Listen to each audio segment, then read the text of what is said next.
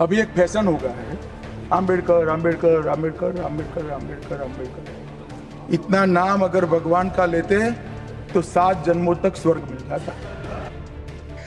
कांग्रेस ने मंगलवार को संविधान पर चर्चा के दौरान राज्यसभा में गृह मंत्री अमित शाह की अंबेडकर के बारे में टिप्पणी के लिए उनसे माफी की मांग कर दी।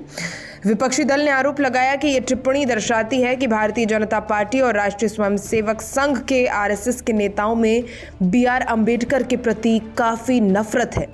पूर्व कांग्रेस अध्यक्ष राहुल गांधी ने कहा कि जो लोग मनुस्मृति में विश्वास करते हैं वो निश्चित रूप से अंबेडकर से असहमत होंगे। कांग्रेस महासचिव व संचार प्रभारी जयराम रमेश ने उच्च सदन में शाह के भाषण का एक वीडियो अंश साझा किया। शाह ने विपक्ष पर कटाक्ष करते हुए कहा, अभी एक फैशन हो गया है, अंबेडकर अंबेडकर अंबेडकर। इतना नाम अगर भगवान का लेते तो 7 जन्मों तक स्वर्ग मिल जाता। जयराम रमेश ने एक्स पर एक पोस्ट में कहा, अमित शाह ने बहुत ही घृणित बात कही है। इससे पता चलता है कि भाजपा और आरएसएस के नेताओं में बाबा साहेब आम्बेडकर के लिए बहुत नफरत है।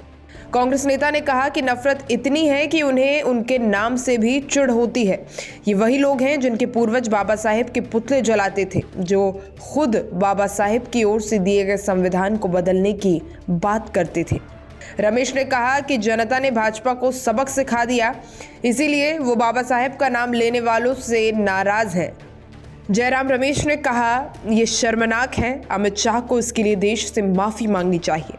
बाबा साहेब डॉक्टर भीमराव अंबेडकर भगवान के समान। वहीं कांग्रेस महासचिव और संगठन प्रभारी के.सी. वेणुगोपाल ने भी शाह की टिप्पणी पर निशाना साधा। उन्होंने कहा, गृह मंत्री अमित शाह, अगर आप नहीं जानते तो बता दूं कि बाबा साहेब डॉक्टर भीमराव अंबेडकर भगवान के समान है। उनके द्वारा तैयार किया गया संविधान दुनिया भर के करोड़ों लोगों के लिए पवित्र पुस्तक है। डॉक्टर अंबेडकर के बारे में इतनी उपेक्षा से बोलने की आपकी हिम्मत कैसे हुई? वेणुगोपाल ने एक्स पर एक पोस्ट में आरोप लगाया, डॉक्टर बाबा साहेब आम्बेडकर के प्रति भाजपा की घृणा हमेशा से जग जाहिर है।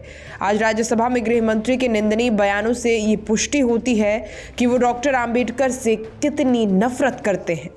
देखिए, कांग्रेस पर हमले लगातार भारतीय जनता पार्टी के तमाम नेता करते रहते हैं।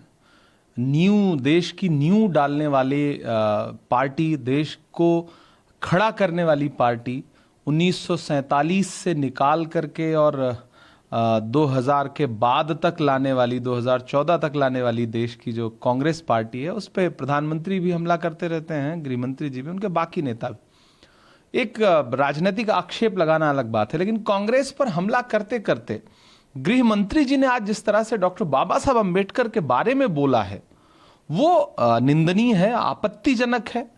उन्होंने जो कहा कि आजकल एक फैशन बन गया है कि अंबेडकर अंबेडकर अंबेडकर अंबेडकर, अगर इतनी बार भगवान का नाम लेते तो स्वर्ग मिल जाता, यह निहायत ही आपत्तिजनक है।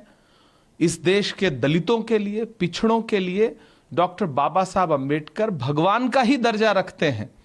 जो सम्मान, जो अधिकार, जो उनकी लड़ाई डॉक्टर बाबा साहब अंबेडकर ने लड़ी है, आप इस देश के दलित समाज के किसी भी व्यक्ति से पूछ लीजिए, वो कहेगा कि मेरे दिल में डॉक्टर बाबा साहब अंबेडकर के लिए एक अलग तरह का सम्मान है। तो गृह मंत्री जी कांग्रेस को कोसते कोसते जिस तरह उन्होंने डॉक्टर बाबा साहब अंबेडकर पे अटैक किया है, वो शर्मनाक है। और मुझे लगता है अमित शाह जी को, गृह मंत्री जी को इस बयान के लिए इस देश से माफी मांगनी चाहिए। दरअसल गृह मंत्री जी सदन में खड़े होकर के संविधान के 75 वर्षों पर चर्चा नहीं कर रहे थे, बल्कि चुनावी भाषण दे रहे थे। 75 वर्षों पर चर्चा करते करते अगर वो ईमानदार होते और एक सच्चे गृह मंत्री की भूमिका में होते तो उन्हें पंडित जवाहरलाल नेहरू की प्रशंसा करनी थी, डॉक्टर बाबा साहब अम्बेडकर की प्रशंसा करनी थी, मौलाना आजाद की प्रशंसा करनी थी, उन्हें महात्मा गांधी को याद करना था।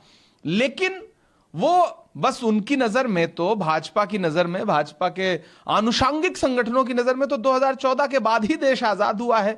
सारा क्रेडिट वो लेंगे, सारा कोसना उनको कांग्रेस पार्टी के लिए है। कदम कदम पे नई दास्तां सुनाते लोग, कदम कदम पे कई बार झूठ बोलते हैं।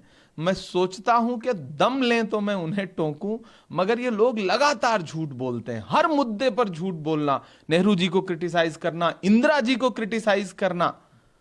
मुझे लगता है कि कम से कम सदन की जो मर्यादा है वहां खड़े होकर के चुनावी भाषण नहीं करना चाहिए, और वो सत्ता पक्ष के लोगों को तो बिल्कुल नहीं करना चाहिए।